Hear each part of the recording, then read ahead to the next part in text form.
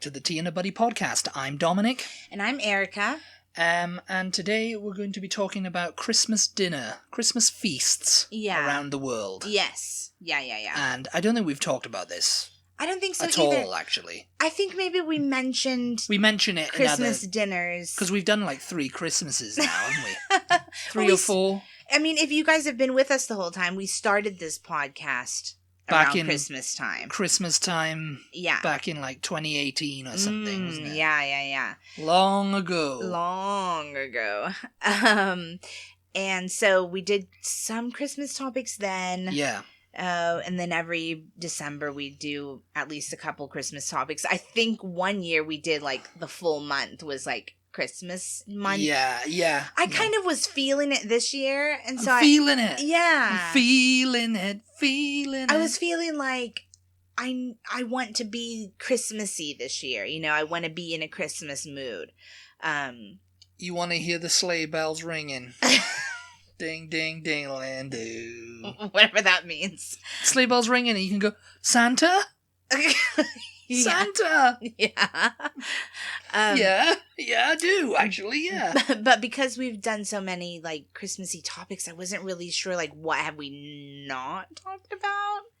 Christmas, we talked about, like, Christmas, maybe Christmas food. Movies, Christmas music. Yeah. Just Christmas desserts, I think. Desserts. But I don't think we have done... one of the early ones. I don't think we have done a Christmas dinner-specific podcast. Yeah. And certainly not different ones all around the world. I think we touched on it, like, in a Christmas traditions episode. We're mentioning all these podcasts so that you can go back and listen to them. Yes, you're going to go back and listen to them, to how we sounded all those years ago. Yeah. Largely the same, I think. Largely the same, but you never know, you know. Higher voices. Oh. Or whatever. Yeah. Because it's funny, you go back and you sound different as you age. Well, yeah, I suppose so. Yeah, so there you go.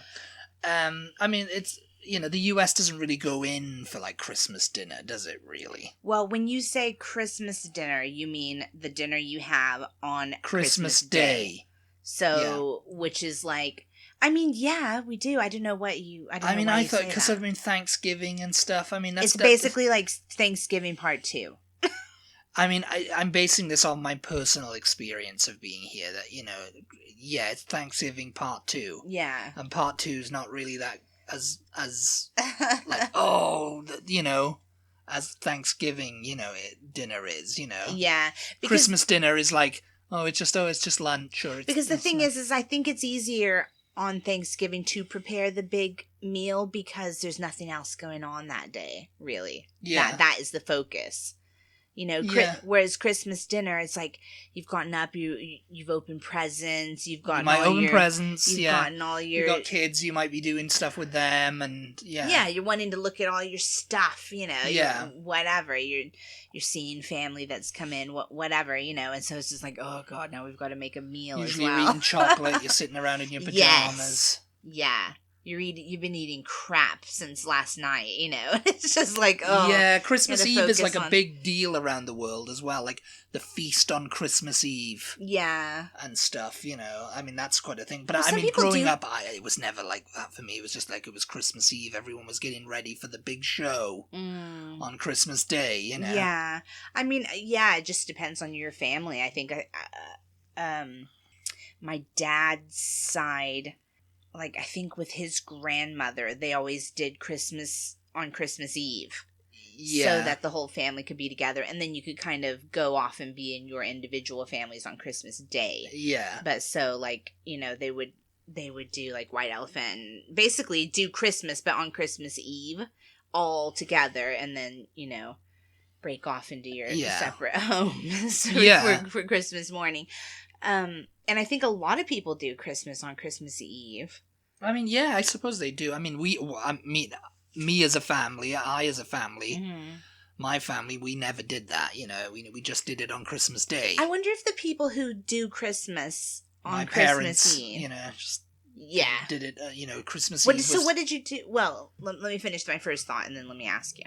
I wonder if the people who do Christmas on Christmas Eve do it like to get to exchange family presents. Maybe. And then what's left in the morning is just Santa. Santa! You know. Yeah, maybe that's what it is. Presuming there's kids or whatever, you know. So what did you do on Christmas Eve then? What were your... This has become a completely different podcast, by the way. We'll get to Christmas it. Eve traditions. Yeah. I can't remember, really. I mean, we just kind of you know, we just watched TV. Yeah. And we, I put the stocking at the end of my bed. Mm. And, it's like, we put the mince pies out. Yeah. And a glass of wine for Santa.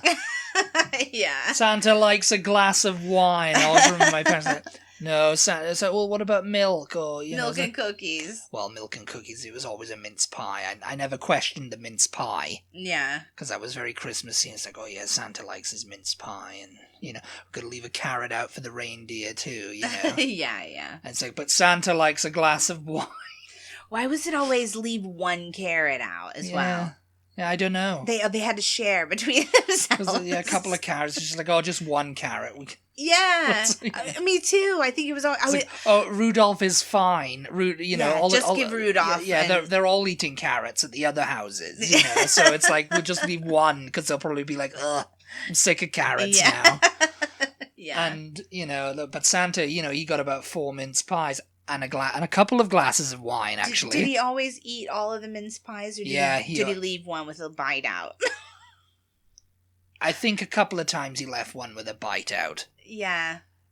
But he always finished the wine. The whole bottle, actually. The whole bottle was gone in the morning. It was a treat, okay? He was tired of getting milk at everyone else's house. Yeah, he was like, oh, great, they've left the wine out. Santa loves a glass of wine. Father Christmas, he loves a glass of wine. Maybe a bottle, too. But yeah, I mean, this, that's the kind of traditions. And then, the stocking at the end of the bed and stuff. And then I'd fall asleep and wake up and then my stocking was full. And that would just be like, the usual stuff. I think we talked about it before. It's just nuts and chocolate and little tiny presents. And then the main event was downstairs under the tree. But yeah, the Christmas lunch, that was like lunch. It was lunchtime. Yeah. So about 1 or 2 o'clock we'd eat. Again, I think this varies house to house, It varies, yeah, because my gran would want Christmas dinner at 12 o'clock. Oh, you mean the time. I mean the actual meal. Yeah. In the United States, I think because when coming over here, it's like, oh, we'll just have turkey and we'll eat, and, it won't be like a thing around the table, and like the party howl, and obviously the Christmas crackers wasn't a tradition over here or anything like that, Yeah. So no putting on party hats and reading out bad jokes and messing with like little puzzles or whatever came in the cracker. Yeah. It was always me like trying to convince my aunt or whoever was hosting Christmas dinner to like have something different besides turkey and ham. This is like, we've already done that, like. One year she did barbecue. Do you remember that? You were there. Yes. Yeah, and everybody was like, "Oh yeah, this is so good." I'm fine with that now. As an adult, it's like I'm fine with that. Yeah. I mean, I've had 36 Christmas dinners. Maybe give or take. I mean, 25 of which I can probably remember. But, it's just like it's always been turkey and, Yeah. But in America, always like parsnips. I just used to have turkey and gravy, and that was it. I think, I don't know, maybe a roast potato. Maybe I could, I wasn't a very big eater as a kid. Yeah. Now, growing up, I'm demolishing a whole plate full, Yeah.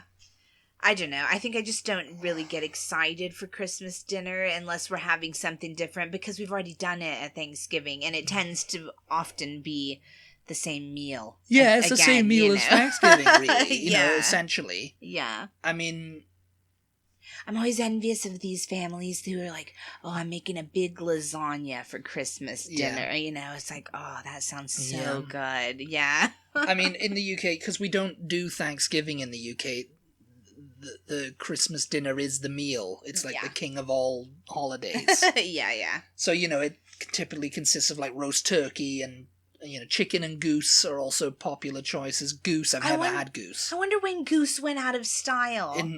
When turkey became widespread, I remember I guess. you and I were, Dominic and I were watching Christmas in Connecticut last night. If you guys haven't seen that, it's an old movie, but it's not like one of the most popular Christmas movies out there for some reason. It's one of my absolute favorites. Anyway, we were watching it last night, and he was reading in the magazine. He had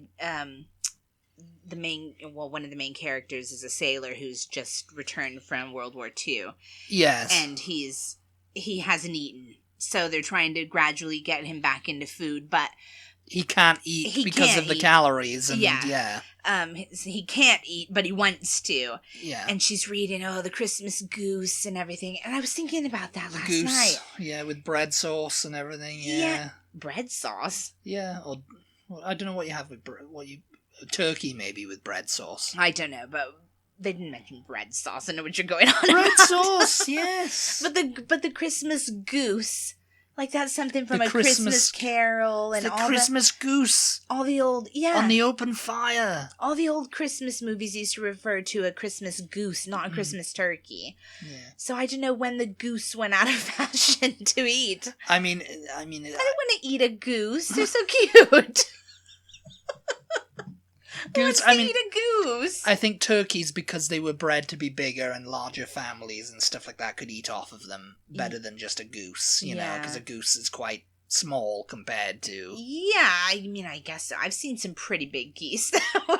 Yeah, but you can't get them, because the geese are, they'll get you. Yeah. Turkeys don't get you. They're cute, but they are mean. Let us know if you randomly eat a goose on Christmas, like if that's your tradition. Because, some people have the tradition of, going to get their Christmas tree and then going to a turkey farm to pick out their bird. Oh, yes. And all the turkeys are there just like, don't pick me. Yeah. So it's just like, Yeah. Yeah. Mm-hmm. And then, they serve the turkey or the goose is served with all the trimmings, with stuffing roast potatoes. In Britain. Parsnips. Yeah, in Britain. And Brussels sprouts to pigs in blankets. And devils on horseback.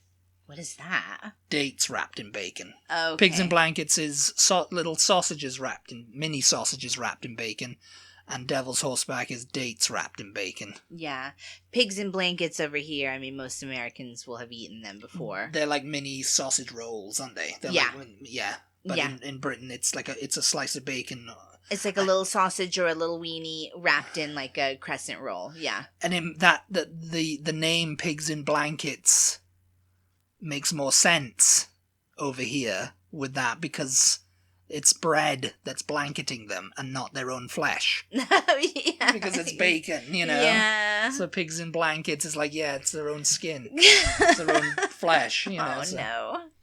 And all of this is washed down with lashings of gravy and cranberry sauce and jelly. Yeah. And a healthy scoop of bread sauce. Bread sauce, yeah. You'll have to say what bread sauce is. One of our followers is mentioned. I think I posted a picture. It's like a white gravy almost. One time of our Thanksgiving meal or our Christmas dinner or something, and he said, "Oh, you forgot the bread sauce." I never had it growing up. People had it.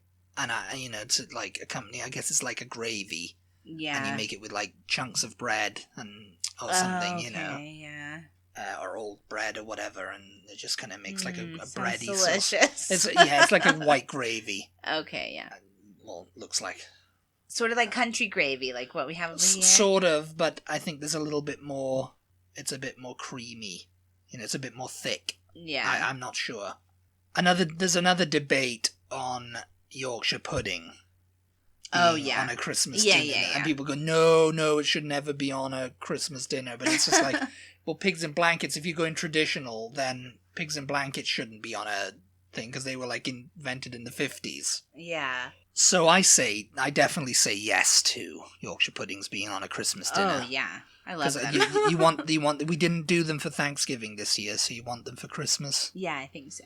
Yeah. And that's going to be your job to make them. No. Yes. That's always your job. Yes. She loves making Yorkshire puddings.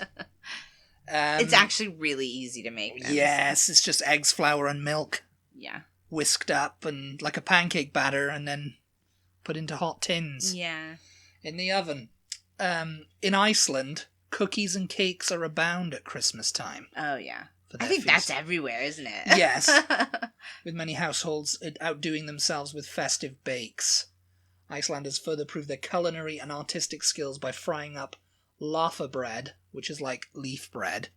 Okay. I probably butchered the pronunciation of that. Well, it kind of sounds like... It's like a wafer-thin bread decorated with intricately cut patterns and shapes. Oh, okay.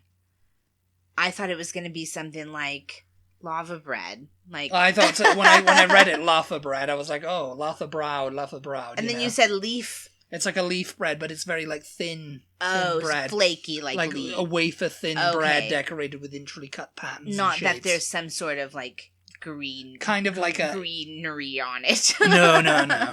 Unless you put icing on it. But like for like stuff, the pièce de résistance of the Icelandic Christmas dinner is typically smoked lamb and sometimes a type of seabird. I'm not even going to pronounce the Icelandic. Really? That's very interesting. And in recent years, even reindeer has graced the plates of Iceland. Yeah, I mean, that makes sense. Yeah. I mean, that's what they have up there. Poor old Rudolph. Oh, no, yeah, not very Christmassy. It's like, yeah. How do you tell your kids that, It's like we're having reindeer. It's like, which one? Dasher, Prancer. Oh, no. And Christmas buffets, or buffets. Buffets, yeah. Are a popular affair in Iceland this time of year. So seasonal grub like pickled herring, cured salmon, reindeer pate, and smoked puffin. Puffin. I think... You saw puffins. Yeah, God. They're really cute. I mean, yeah, we're talking about goose, and they're over here eating puffins and various other seabirds, like seagulls on the freaking Christmas table. You were talking about, how dinner's not a thing. I think that in my family, it was because there were so many people at Christmas. Yeah. Because we almost always did it like buffet style. Like, yes. You don't really sit down to a table, because there's too many. Always did. There's too many people, There's always been, my whole life, tables everywhere. Like, because there's so many people, like, we set up the card table out here, for the kids or whatever. Yeah. And it's just everybody just sits wherever they can find a place, We always had just enough people to like fill a house, and that was it. Fill a table, and that was it. Yeah, yeah. It was a round table or a square table or whatever, And we'd be eating Christmas dinner or whatever, Yeah. Wearing our paper hats and yeah. And that's it's like I mean that's I guess that's just a British thing. The crackers. In Spain, though, the primary Christmas meal takes place, and in Latin America too, takes place on Christmas Eve. Okay. There you go. La Noche Buena. La Noche Buena. The food served varies depending on the region, but often consists of like lechon or lechon as the main focus. I don't know. With vegetables. An entire roasted pig usually takes the majority of the day to cook. Roasted pig. Yeah. I think they do that in the Philippines too. Think of that. Yeah, I think of that more as like Hawaii or like the Pacific Islands or Philippines, Latin America, and Spain. Apparently, that's interesting. So the tradition dates back to the 15th century when Caribbean imperialists would devote a lot of time to hunting down pigs so they could roast them whole for a family gathering on Christmas Eve. Sweet dishes. So it goes back to their like naval times when they were traveling. They were like, this is what they do over here. Let's do this. Yeah. Oh, that's so interesting. Sweet dishes are also prevalent in Spain. Turron. Oh, we had that with the almond nougat with polvorones. Is that the one that we loved so much? And polvorones crumbly. We the brought home and everybody was like, "Oh God, this is so good." Okay. Yeah, it's like an almond nougat. Yeah. Or nougat, as you say. As you say. I say it, and I say it like everyone else says it. Nougat. Nougat. Some people say. Nougat, yeah. Nougat or nugget. Nugget. Some nugget. Japan, they've got a different kind of tradition. Yeah. I would expect so. I mean, what do you reckon it is? Oh, I have no idea. Sushi. It's actually KFC. Oh, KFC! I didn't know that. Oh, Yeah, I think we talked about it before, actually. Yeah, I think so. KFC launched its Kentucky for Christmas marketing campaign in 1974, and the first iteration of the Party Bucket soon followed. And basically typical KFC Christmas ads from the 70s and 80s likely would have showcased a family enjoying a luscious feast of golden fried chicken as the song My Old Kentucky Home played in the background. That's so odd. I just wonder how It was a marketing campaign that really was successful. You know, it's like, okay, yeah, the Western culture was exploding there. Yeah. You know, in the 70s and 80s, and, you know, KFC was at the forefront of it. It's so Because funny. I guess if you put, like, a Santa hat and a red suit on Colonel Sanders, he kind of looks like Santa Claus. I guess so, So yeah. they were like, oh, and fried chicken, you know, it's meat, you know. Yeah. It's like, meat. you know, it's meat. Yeah. And, you know, it's like, you know, and then they just have that. So they just automatically connect those things with Christmas, you know, Yeah. Kentucky for Christmas. You know? Yeah, that's so funny. And they've got the standard party box apparently comes with 8 pieces of chicken, a lasagna, and a chocolate cake. There we go. So, yeah, and it's quite pricey. It's about $30 Yeah. in American dollars. And you have to book them in advance, apparently, because, you know, they're so popular. Yeah. I mean, nowadays, somebody said, I was doing some research and somebody was like, yeah, nowadays with the advent of online, I can go online and look at a recipe to cook turkey and ham and chicken and all this other stuff. So, you know, it's kind of a dying out tradition now, the KFC thing. Oh, yeah. But then there's people who are like, nah, I did this all my life. I'm going to do it again, you know? Yeah. Italy now. Okay, here we go. This is where I need to go for Christmas. Christmas Eve, the Feast of the Seven Fishes. Oh, yeah, I've heard of that. Yeah. The Feast of the Seven Fishes is traditional due to fish being so abundant in Italy. This lavish meal consists of many different types of fish. Bring on the swordfish, tuna, salmon, octopus salad, smelts, calamari, spaghetti with clam sauce, and the famous Italian classic salted cod known as bacala. Okay. Or bacala. Bacala. Bacala. Yeah. Bobby Bacala. No, this isn't The Sopranos.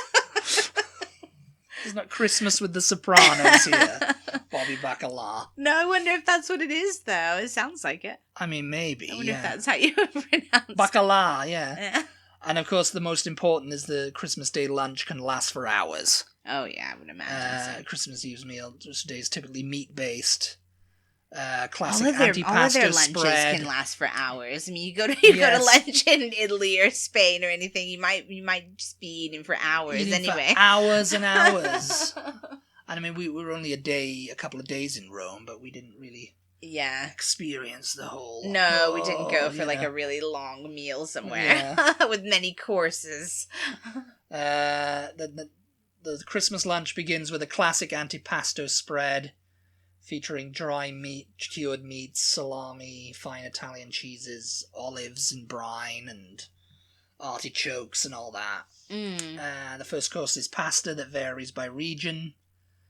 In southern and central Italy, baked pasta is a must.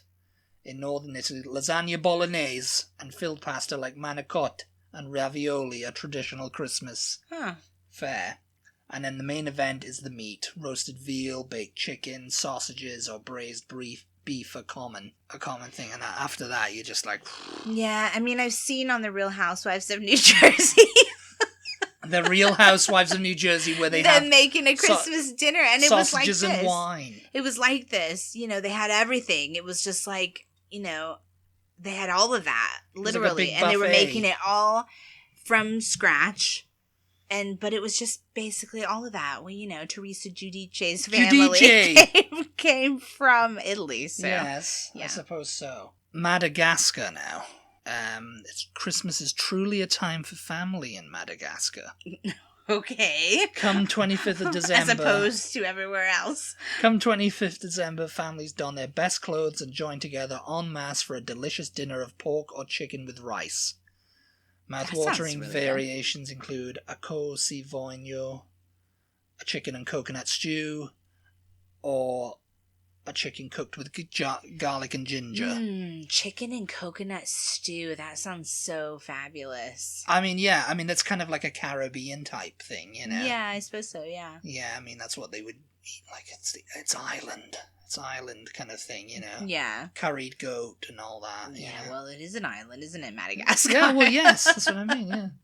And lychees are considered special Christmas treat. Oh, that's cute. So expect to see plenty of these little pink fruits decking out shop displays and street stalls at the Christmas time of year. That's interesting. Yes. I mean, I don't know, a stew or chicken cooked with garlic and ginger. I wonder how cold it gets in Madagascar. Probably not. I mean, you're south of the equator, so you're probably at summertime. You're quite south, yeah. So yeah, because it's the equator. So you're in the southern hemisphere. Yeah. So yeah, you probably don't want a big, huge, full meal, you know. Yeah, but yet they're having stew. They're calling it stew, but I'm wondering if it's more like a curry. It may be, yeah, it may be like a curry. In Australia though, because it's full-on summer down there. Yeah. Right, this time. I always think that's so fire wrong. Up the barbecue. I don't know why. I always think like, oh, those poor Australians, they're in summer, you know, in Christmas. But it's almost the same as here in Texas, isn't it? Yes. You know?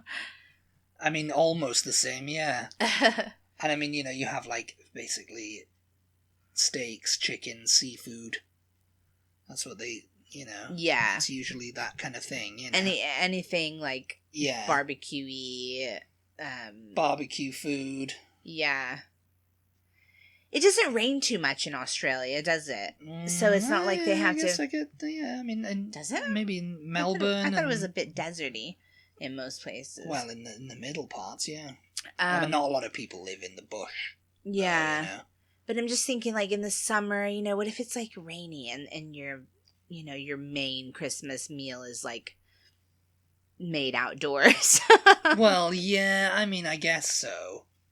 I mean, I don't know. Yeah, I don't know. It would be weird to go to Australia for Christmas because, you know, it's summertime there and it's hot and, you know. Yeah. Like, whereas over here it's kind of like it's weird for me to celebrate and it's like 80 degrees outside. You know? Because I'm used to like. Who is it? Some YouTubers that we watch, they live in Australia and they always, they do the matching Christmas pajamas, but it's like shorts and t-shirt sets. And I always think, where do they get those? Because that's what we need. That's what we need, yeah, because we've got our matching pajamas. We'll probably do them again this year, but we're not sure whether we need like shorts and t-shirts or the long-sleeved long pants. I mean, it just depends on the night, really. Yeah. Like, I think the last podcast we recorded, it was like cold, wasn't it? It was freezing out there, but today it's like 74 degrees. Yeah, I mean, I don't know if you guys got the fan on. We got the fan back on. Yeah. The ceiling fan is on. So, yeah. Yeah, the dog is out. I'm sure you've heard the neighbor's chihuahua barking through this entire episode. Oh, yeah. It's like it's a nice day. You know, I'm wearing a tank top. Yeah, I'm wearing shorts. So, yeah, and it's going to be probably warm on Christmas Day, too. Yeah. So, you know, it's just going to be one of those things, you know. I hope not. I wonder, maybe that's an idea. Like, we need to research, why does everybody want, like, snow for Christmas? Like, where did that come from? But everybody does, don't they? They want it to be cold. They want to have their hot chocolate. Because it's winter time. Like, oh, yes. And Santa comes from the North Pole, which is always snowy. I suppose so, So, you know, when they market him, it's like, oh, yeah, it's very cold and hot chocolate. I guess he's wearing the fur suit and everything. Fur suit, and, you know, his cheeks are red because it's cold and it's snowy all over the place. Yeah, I guess so. Yeah. So people just, I remember I wanted that so bad as a kid. Like, for more than any kind of present I could ever want, any kind of toy.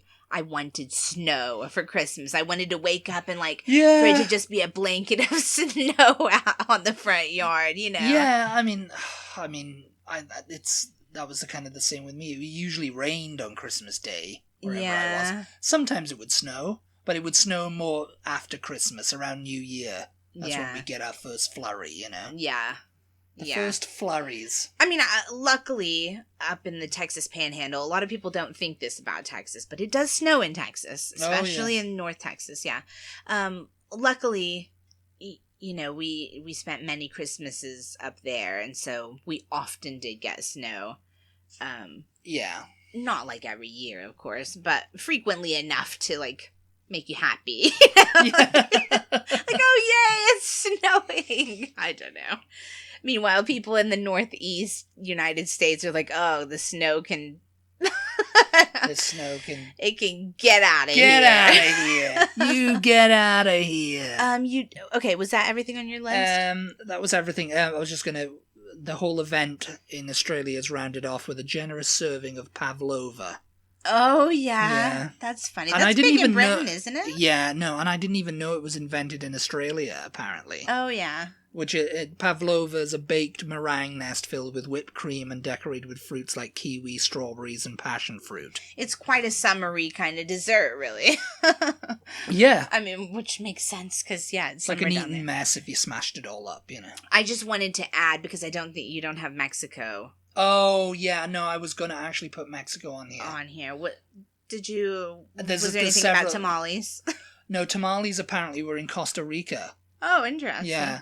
They're a big thing in Costa Rica. My grandma and her sisters, they used to get together every year, and it was like a little factory line. They'd make a line, and they made tamales like just all day. Yes, no, for days, not just one day. It was just everywhere, everything spread out everywhere, just making tamales because it's quite a process. Apparently, I've never. Well, yeah, you've got to. I've never made it, but it looks like quite a process because you've got to put them in a husk and everything. Yeah, you're gonna do the masa and all of that. Do the masa. But those were always a big Christmas tradition, and are in Texas. It's funny because you can go online on some of these like neighborhood apps, and people are always like, "Oh, does anybody?"